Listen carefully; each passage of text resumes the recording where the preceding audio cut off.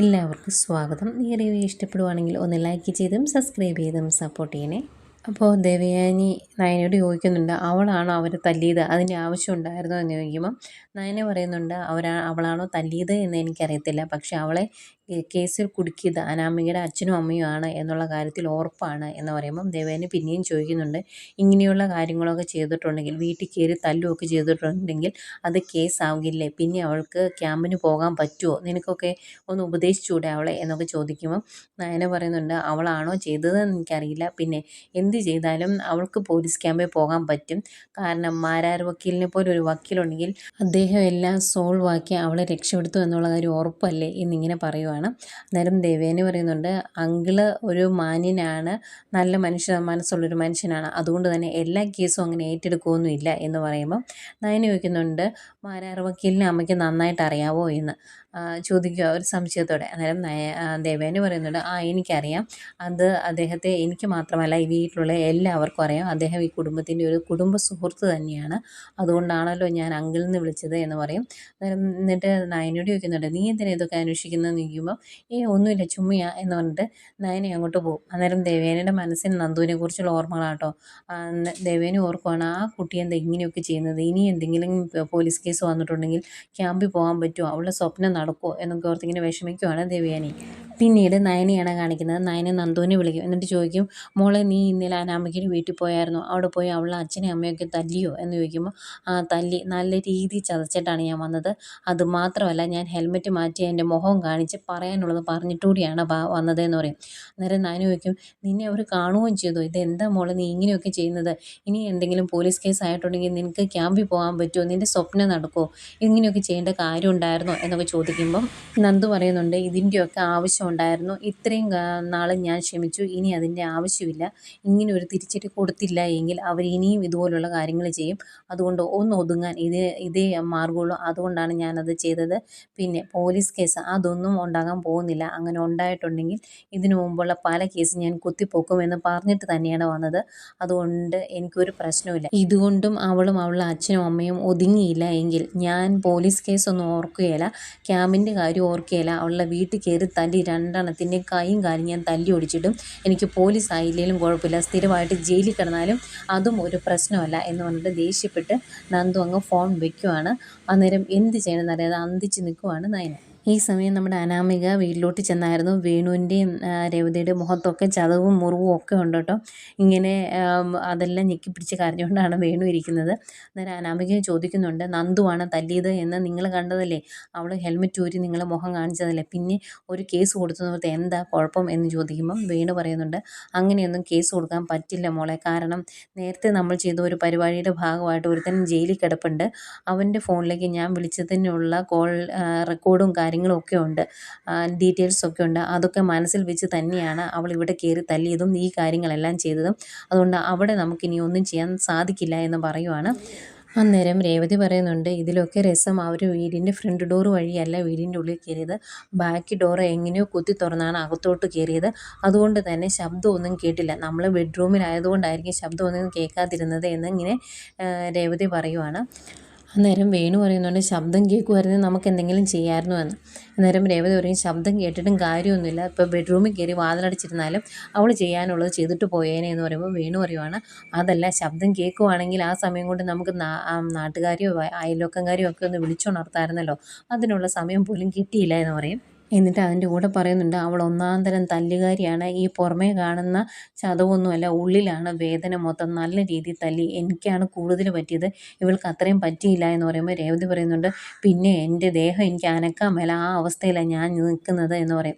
അന്നേരം അനാമിക സങ്കടം കാരണം പറയുന്നുണ്ട്, ഇതെല്ലാം നീ ഇങ്ങനെ അറിഞ്ഞുകൊണ്ടായിരിക്കും നടന്നത് ഉറപ്പല്ലേ എന്നിങ്ങനെ പറയുമ്പം രേവതി പറയുന്നുണ്ട്, എന്ത് ചെയ്യാനാ മോളെ, നീ അവിടെ ഒന്ന് പൊരുത്തപ്പെട്ട് പോയെന്ന് ഞാൻ പറഞ്ഞതല്ലേ, അത് ചെയ്തില്ല, എങ്ങനെയെങ്കിലും അവിടുന്ന് കുറച്ച് സ്വത്ത് കിട്ടുമായിരുന്നേ, അതുകൊണ്ട് ഇങ്ങ് രക്ഷപ്പെടായിരുന്നു എന്ന് പറയുന്നുണ്ട്. അന്നേരം വേണു പറയുക, ഈ കാര്യത്തിൽ നമുക്ക് പ്രതികരിക്കാൻ പറ്റില്ല, കാരണം നമ്മളാണ് അന്ന് ആ പാലിൽ വിഷം കലർത്തിയത് എന്നുള്ള കാര്യങ്ങളൊക്കെ അവളുമാർക്കറിയാം, അവളുമാർ ഇതെല്ലാം കുത്തിപ്പൊക്കിക്കൊണ്ട് വന്നിട്ടുണ്ടെങ്കിൽ ഏറ്റവും കൂടുതൽ പരിക്ക് പറ്റുന്നത് നമുക്കായിരിക്കും, അതുപോലെ അവളിനി എസ് ഐ അയാളത്തെ കാര്യമൊന്ന് ഓർത്ത് നോക്കി, എനിക്കെതിരെ ഒരുപാട് കേസുകളുള്ളതാണ്, പൈസ കൊടുക്കാനുള്ളതും അല്ലാത്തതുമായ പല കേസുകളുണ്ട്, അവൾ എസ് ഐ ആയി കഴിഞ്ഞാൽ ഇതെല്ലാം കുത്തിപ്പൊക്കിയിട്ടുണ്ടെങ്കിൽ പോയിട്ടുണ്ടെങ്കിൽ നമ്മൾ അനന്തപുരിയിൽ നാറും, മാനഹാനി ഉണ്ടാകും, അങ്ങനെ പല പ്രശ്നങ്ങളുണ്ട്. അതുകൊണ്ട് ഇനി നമ്മൾ പൊടിക്കൊന്ന് ഒതുങ്ങിയില്ലെങ്കിൽ ശരിയാകുകയില്ല എന്നൊക്കെ ഇങ്ങനെ വേണു പറയുവാണ്. അന്നേരം അനാമിക ചോദിക്കുന്നുണ്ട്, ഈ പോക്ക് പോയിട്ടുണ്ടെങ്കിൽ അവൾ എന്നെയും തല്ലിയല്ലേ എന്ന്. അന്നേരം വേണു പറയും, ഒരു സംശയവും വേണ്ട, ആണുങ്ങളെ തല്ലി ഒതുക്കാൻ പറ്റുമെങ്കിൽ പിന്നെ പെണ്ണുങ്ങളെ തല്ലാനാണോ, അത് നിന്നെപ്പോലെ ഒരു പെണ്ണിനെ തല്ലാനാണോ അവൾക്ക് ബുദ്ധിമുട്ട്? അതുകൊണ്ട് നീ ഒന്ന് നോക്കിയും കണ്ടും ഒക്കെ നടന്നാൽ മതി, ഒന്ന് ഒതുങ്ങുന്നത് നല്ലതാണ് എന്ന് വേണു അനാമികയെ പറഞ്ഞ് ബോധ്യപ്പെടുത്തുന്നുണ്ട്. ഈ സമയം അനാമികയെ നന്ദു വിളിക്കുന്നുണ്ട്. ഫോൺ എടുക്കുന്നത് അനി പറയുന്നത്, നിന്നെ ഒന്ന് കാണണമെന്ന് കരുതിയിരിക്കുമായിരുന്നു ഞാൻ, വീണ്ടും നീ വീട്ടിൽ കയറി തല്ലിയല്ലേ അവരെ എന്ന് ചോദിക്കും. അന്നേരം നന്ദു പറയും, ആ തല്ലി, പറയാനുള്ളതൊക്കെ പറഞ്ഞിട്ടും കൂടിയാണ് ഞാൻ ഇങ്ങോട്ട് പോകുന്നത് എന്ന് പറയുമ്പം അനി ചോദിക്കുന്നുണ്ട്, അവർ തെറ്റ് ചെയ്തു ശരിയാണ്, പക്ഷേ ഇങ്ങനെ കയറി തല്ലുവും ഒക്കെ ചെയ്തിട്ടുണ്ടെങ്കിൽ ഇനിയും പോലീസ് കേസ് ആയിട്ടുണ്ടെങ്കിൽ നിൻ്റെ വലിയൊരു സ്വപ്നമല്ലേ നടക്കാതെ പോകുന്നത്, അതെന്താ നീ മറന്നുപോയോ എന്നൊക്കെ ചോദിക്കുമ്പം നന്ദു പറയുന്നുണ്ട്, പിന്നെ ഞാൻ എന്ത് ചെയ്യണമായിരുന്നു, ഇങ്ങനെ വീണ്ടും വീണ്ടും ഓരോ കാര്യങ്ങൾ ചെയ്യുമ്പം മിണ്ടാതെ ഞാൻ ഇരിക്കണമായിരുന്നോ, അതൊന്നും എന്നെക്കൊണ്ട് സാധിക്കുന്ന കാര്യമല്ല, ഈ ലോകം എത്ര കാലം ഉണ്ട് എന്ന് നമുക്കറിയില്ല, ഉള്ളിടത്തോളം കാലം തല ഉയർത്തിപ്പിടിച്ച് നല്ല നട്ടെല്ലോടെ നിവർന്ന് നിന്ന് തന്നെ ജീവിക്കാനാണ് എനിക്കിഷ്ടം, കുറഞ്ഞ പക്ഷെ അങ്ങനെ ജീവിച്ചാൽ മരിച്ചത് എന്നുള്ള സമാധാനമെങ്കിലും കാണുമല്ലോ എന്നൊക്കെ ഇങ്ങനെ പറയുവാണ് നന്ദു. അന്നേരം അനി പറയുന്നുണ്ട്, നിൻ്റെ സ്വഭാവത്തെക്കുറിച്ച് ഓർക്കുമ്പം നിൻ്റെ വീട്ടുകാർക്ക് മാത്രമല്ല എനിക്കും പേടിയുണ്ട്, കാരണം ഇങ്ങനെ എല്ലാ കാര്യത്തിലും എടുത്തിയാടി ഇടപെടരുത്, നിൻ്റെ ഒരു വലിയ സ്വപ്നം അത് നടക്കണം എന്നൊക്കെ പറയുമ്പം നന്ദു പറയുന്നുണ്ട്, ഞാൻ പറഞ്ഞല്ലോ,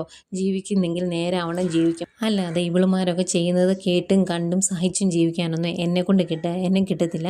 പിന്നെ ഭാര്യ വീട്ടുകാരോ കേസ് കൊടുക്കാൻ എന്തെങ്കിലും പ്ലാൻ ഉണ്ടെങ്കിൽ അതറിയുവാണെങ്കിൽ ഒന്ന് നേരത്തെ അറിയിച്ചേക്കണം കേട്ടോ, അതിനൊരു പ്രതിരോധം തീർക്കേണ്ട കാര്യമുണ്ട്, ചില കാര്യങ്ങളും ചെയ്യണം എനിക്ക്, അതിന് വേണ്ടിയാണ് എന്ന് പറയും. അന്നേരം അനി ചോദിക്കുന്നുണ്ട്, നീ എവിടെ, എനിക്ക് നിന്നെ ഒന്ന് കാണണമല്ലോ എന്നിങ്ങനെ പറയുന്നുണ്ട് കേട്ടോ. അന്നേരം നന്ദു പറയും, ഇപ്പം നീ എന്നെ കാണാനൊന്നും നിൽക്കണ്ട, നിൻ്റെ ഭാര്യയുടെ അച്ഛനും അമ്മയും ചതഞ്ഞ് കിടക്കില്ല, അവർ പോയി കാണാൻ നോക്കുക എന്ന് പറഞ്ഞിട്ട് ഫോൺ വയ്ക്കുവാണ് നന്ദു. അന്നേരം എനിക്കാകെ വിഷമമാവുന്നുണ്ട് നന്ദുവിൻ്റെ കാര്യം ഓർത്തിട്ട്.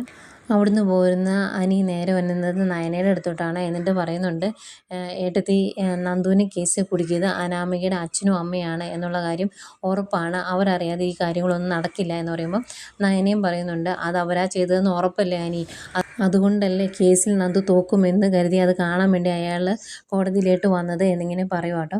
അപ്പം ഇത് കേട്ടുകൊണ്ട് അങ്ങോട്ട് ദേവയാനിയും ജാനകിയും വരുന്നുണ്ടായിരുന്നു. അപ്പോൾ ജാനകി ഇത് ഇഷ്ടപ്പെടുകയില്ല. അന്നേരം ജാനകി അനിയോട് പറയുവാണ്, നീ 24 മണിക്കൂറും അവളെപ്പറ്റി ചിന്തിച്ചുകൊണ്ട് നടക്കാതെ അനാമിക മോളുടെ കാര്യം നോക്കിക്കോണം എന്ന് ഞാൻ പറഞ്ഞതാണ്, അനാമിക മോളുടെ അച്ഛനും അമ്മയ്ക്കുമാണ് ഇന്നലെയും തല്ല് കിട്ടിയത്, അവിടെ പോയി ഒന്ന് നോക്കാൻ നിനക്ക് പറ്റിയില്ലല്ലോ, അവിടെ പോയി നോക്കിയാൽ അവരുടെ അടുത്തൊന്ന് ചെന്നാൽ നിനക്ക് എന്തായിരുന്നു കുഴപ്പം എന്നൊക്കെ ചോദിക്കുവാണ്.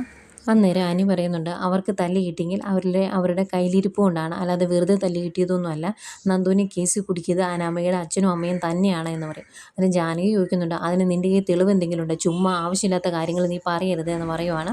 അന്നേരം നയന പറയുന്നുണ്ട്, അനി വെറുതെ പറഞ്ഞതൊന്നുമല്ല, അനാമികയുടെ അച്ഛനും അമ്മയും തന്നെയാണ്, അവരൊക്കെ തന്നെയാണ് നന്ദുവിനെ കേസ് കുടുക്കിയത് എന്നുള്ള ഒരു ഉറപ്പാണ് എന്ന് പറയുമ്പോൾ, നിനക്ക് എന്താ ഉറപ്പ്, നീ അനാവശ്യമായിട്ട് കാര്യങ്ങൾ പറഞ്ഞ് ഇവന് ചൂടുപിടിപ്പിക്കാൻ നിൽക്കണ്ട എന്ന് പറയും. അന്നേരം അവിടെ നിൽക്കുന്ന ദേവേനി പറയുന്നുണ്ട്, ആ കാര്യത്തിൽ സംശയമൊന്നുമില്ല ജാനകി, ഈ പ്രശ്നങ്ങളെല്ലാം ഉണ്ടാക്കിയത് അനാമികയുടെ അച്ഛനും അമ്മയും തന്നെയാണ് എന്ന് പറയുമ്പോൾ, ഏട്ടത്തിക്ക് അതിനകത്ത് ഉറപ്പുണ്ടോ, ഇല്ലല്ലോ, ഇവൻ വെറുതെ പറയുന്നതാണ്, അവളുടെ സ്വഭാവം ശരിയല്ല, അതുകൊണ്ടാണ് പോലീസുകാർ പിടിച്ചുകൊണ്ട് പോയത്, അല്ലാതെ റോഡിൽ നടക്കുന്ന വേറെ ഏതെങ്കിലും പെൺപിള്ളേരെ ആരെങ്കിലും പിടിച്ചുകൊണ്ട് പോകുന്നുണ്ടോ, അവളോട് ആരാ പറഞ്ഞത് റോഡരികിൽ നിൽക്കുന്ന ചെറുക്കനെ കയറി തല്ലാനാ, അതുകൊണ്ടല്ലേ ഇതൊക്കെ സംഭവിച്ചത് എന്നൊക്കെ ജാനകി ചോദിക്കുമ്പം അനി പറയുന്നുണ്ട്, അമ്മയെ തെറ്റ് കണ്ടിട്ടുണ്ടെങ്കിൽ നന്ദു പ്രതികരിക്കും, അത് അവളുടെ സ്വഭാവമാണ്, അതുകൊണ്ടാണ് പോലീസ് യൂണിഫോം അണിയാൻ അവൾ തീരുമാനിച്ചതും, അല്ലാതെ വെറുതെ കയറി അവൾ ഇടപെട്ടതല്ല ആ കാര്യത്തിലെന്ന് അനി പറയുമ്പോഴത്തേക്കും വീണ്ടും ദേഷ്യം അരച്ച് കയറുവാണ് ജാനകിക്ക്.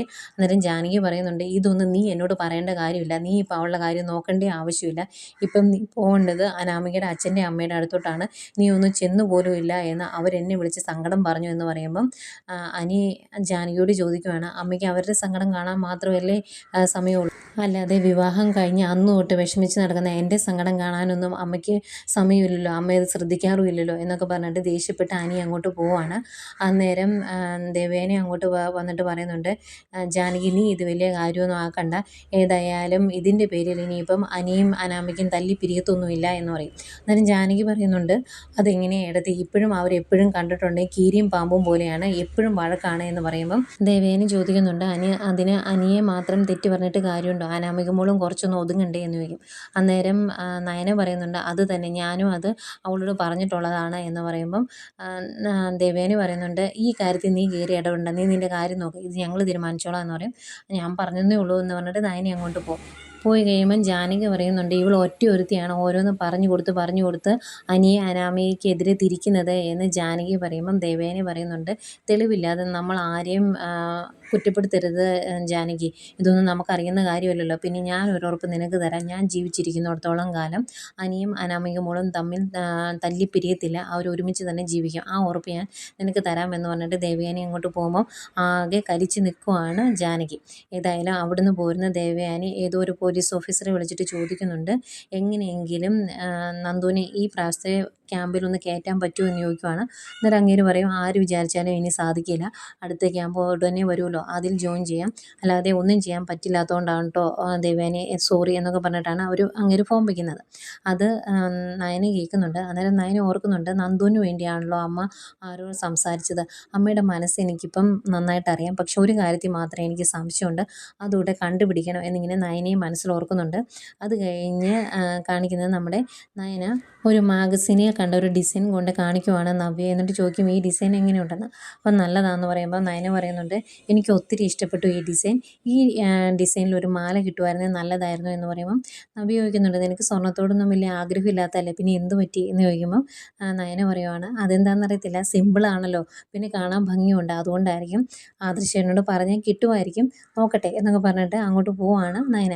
എന്നിട്ട് ഇത് കേട്ടുകൊണ്ട് നിൽക്കുന്ന ദേവയാനി പയ്യെ നവ്യയുടെ അടുത്തോട്ട് വരും. അന്നേരം നവ്യ ആ മാലയുടെ ഫോട്ടോ കാണിച്ചിട്ട് പറയും ഈ ഡിസൈൻ അവൾക്ക് ഒരുപാട് ഇഷ്ടപ്പെട്ടു എന്നാണ് പറഞ്ഞത് എന്ന് പറയുമ്പം ദേവയാനി ചോദിക്കുന്നുണ്ട് അവൾ വലിയ ഡിസൈനർ അല്ലേ, എന്നിട്ട് അവൾക്ക് വേറുള്ളവരുടെ ഡിസൈനൊക്കെ ഇഷ്ടപ്പെടുമോ എന്ന് ചോദിക്കുമ്പോൾ അതെനിക്കറിയത്തില്ല, അവൾക്ക് ഇഷ്ടപ്പെട്ടു എന്ന് പറഞ്ഞു എന്ന് പറഞ്ഞിട്ട് നവ്യ അങ്ങോട്ട് പോവുക. അന്നേരം ദേവയാനി മനസ്സിൽ ഓർക്കുന്നുണ്ട് എൻ്റെ മരുമോൾക്ക് അങ്ങനെ ഒരു ആഗ്രഹം ഉണ്ടെങ്കിൽ ഞാനത് സാധിച്ചു കൊടുത്തിരിക്കുമെന്ന്. അത് കഴിഞ്ഞ് നേരെ ഗ്രേസിയുടെ മോളെ വിളിക്കുവാണ്. എന്നിട്ട് മോളെ എനിക്ക് നിന്നെ ഒന്ന് കാണണമല്ലോ, എപ്പോഴാണ് കാണാൻ പറ്റുന്നത് എന്നൊക്കെ ചോദിക്കുവാണ്. അന്നേരം ആൻറ്റി ഞാനിപ്പം പുറത്ത് പോകുവാണ്, അത് കഴിഞ്ഞ് ഞാൻ ആൻറ്റിയെ തിരിച്ച് വിളിക്കാം, ഫോണിൽ കൂടെ പറയാൻ പറ്റുന്ന കാര്യമാണോ എന്ന് ചോദിക്കും. അന്നേരം ഫോണിൽ കൂടെ പറയാൻ പറ്റുന്ന കാര്യമൊക്കെയാണ്, പക്ഷെ നേരിട്ട് പറഞ്ഞാലേ അത് ശരിക്കും നിനക്ക് മനസ്സിലാവുള്ളൂ, ആദ്യം ഞാൻ ഗ്രേസിയെ വിളിച്ച് പറയാമെന്നാണോ ഓർത്തത് എന്നൊക്കെ പറയുമ്പോൾ എങ്കിൽ ഞാൻ വന്നിട്ട് വിളിക്കാമെന്ന് പറഞ്ഞിട്ട് ഫോൺ വയ്ക്കും. അന്നേരം അതും നയന കേൾക്കുന്നുണ്ട്. എന്നിട്ട് നയന ഓർക്കുന്നുണ്ട് ഇത് ഗ്രേസി ആൻറ്റിയുടെ മോളെയാണല്ലോ വിളിച്ചത്, എന്തിനാ പോലും ഒന്ന് കണ്ടുപിടിക്കണമല്ലോ എന്നൊക്കെ നയന അന്നേരവും മനസ്സിലോർക്കുന്നുണ്ട്. ഏതായാലും പറഞ്ഞ പോലെ തന്നെ ദേവയാനി ഗ്രേസിയുടെ മോളെ കാണാൻ വരുവാണ്. എന്നിട്ട് കുറച്ച് കുശലമൊക്കെ പറഞ്ഞിട്ട് ദേവയാനി ചോദിക്കുന്നുണ്ട് മോളെ നിങ്ങൾക്കൊരു സംഘടനയില്ലേ, ആ സംഘടന എല്ലാ പ്രാവശ്യവും ഓരോരുത്തർക്കും ഓരോ അവാർഡ് കൊടുക്കാറില്ലേ എന്ന് ചോദിക്കുമ്പോൾ ഉണ്ട് ആൻറ്റി, ഓരോ മികവ് കാണിക്കുന്നവർക്കാണ് ഞങ്ങൾ അവാർഡ് കൊടുക്കാറുള്ളത് എന്ന് പറയും. അന്നേരം ദേവയാനി ചോദിക്കുന്നുണ്ട് എൻ്റെ മരുമോളുടെ ഡിസൈനൊക്കെ ഇഷ്ടമാണോ മോൾക്കെന്ന് ചോദിക്കുമ്പോൾ പിന്നെ അത് ട്രെൻഡിങ് അല്ലേ, ഈ പ്രാവശ്യത്തെ വിഷുവിന് ജ്വല്ലറി പോയി കുറച്ച് നല്ല ഡിസൈൻസ് ഉള്ള മാലകളൊക്കെ മേടിക്കണം എന്ന് ഓർത്തിരിക്കുമായിരുന്നു എന്നിങ്ങനെ പറയുവാണ്.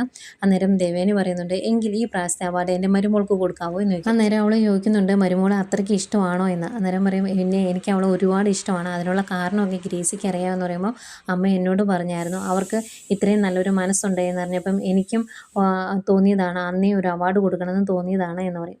അന്നേരം ദേവേനി പറയുന്നുണ്ട് അവളാണ് ഇങ്ങനെ ഒരു നല്ല കാര്യം ചെയ്തത് എന്ന് അറിഞ്ഞപ്പം എനിക്ക് അവളോടുണ്ടായിരുന്ന വെറുപ്പ് മൊത്തം മാറി സ്നേഹമായി മാറി. പക്ഷേ എന്നെ കുറച്ച് വട്ട് കളിപ്പിച്ചു എൻ്റെ വീട്ടുകാർ, അതിനെ എല്ലാവരെയും ഒന്ന് തിരിച്ചും കളിപ്പിക്കണമെന്ന് എനിക്ക് തോന്നി, പ്രത്യേകിച്ച് എൻ്റെ മരുമോളെ എന്ന് പറയും. എന്നിട്ട് പറയുന്നുണ്ട് അവാർഡ് ഫംഗ്ഷന് വേണ്ട എല്ലാ ചിലവും ദേവേനി തന്നെ ചെയ്തോളാം, മൊമെൻറ്റോയ്ക്കൊപ്പം ഒരു ഗിഫ്റ്റും കൂടി കൊടുക്കണം എന്ന് പറഞ്ഞ് ആ മാലയുടെ ഡിസൈൻ എടുത്ത് കാണിക്കുന്നുണ്ട്. എന്നിട്ട് പറയും ഇത് മൂർത്തി ജ്വല്ലറി തന്നെ ഡിസൈൻ ചെയ്ത് ഉണ്ടാക്കിക്കാവുന്ന കാര്യമുള്ളൂ, അതിനുള്ള ചിലവ് ഞാൻ തന്നോളാം, എല്ലാ ചിലവും ഞാൻ തന്നെ നിർവഹിച്ചോളാം, ഫംഗ്ഷൻ നല്ല ഗ്രാൻഡ് ആവണം എന്ന് പറയും. അന്നേരം അവൾ പറയുന്നുണ്ട് അതിനെന്താ ആൻറ്റി, ഇനിയിപ്പം ആൻറ്റി എല്ലാ ചിലവും നിർവഹിക്കുമെങ്കിൽ ഞങ്ങൾക്ക് എന്താ ബുദ്ധിമുട്ടെന്ന്, നല്ല ഗ്രാൻഡായിട്ട് തന്നെ നടത്തിക്കോളാം, ആൻറ്റി വരുമോ എന്ന് ചോദിക്കും. അല്ല ഞാൻ വന്നിട്ടുണ്ടെങ്കിൽ കള്ളി വെളിച്ചത്താവില്ലേ, പിന്നെ അവിടെ വന്ന് നിന്ന് ആ ഫംഗ്ഷൻ ഒന്ന് കാണണമെന്ന് ആഗ്രഹം ഉണ്ടെന്ന് പറയുമ്പോൾ അതിനുള്ള അവസരമൊക്കെ ഞാൻ ഉണ്ടാക്കി തരാമെന്ന് പറയുമ്പോൾ ഒരുപാട് സന്തോഷത്തോടെ നിൽക്കുന്ന ദേവേനെ കാണിച്ചുകൊണ്ട് ഇന്നത്തെ എപ്പിസോഡ് അവസാനിക്കുന്നു.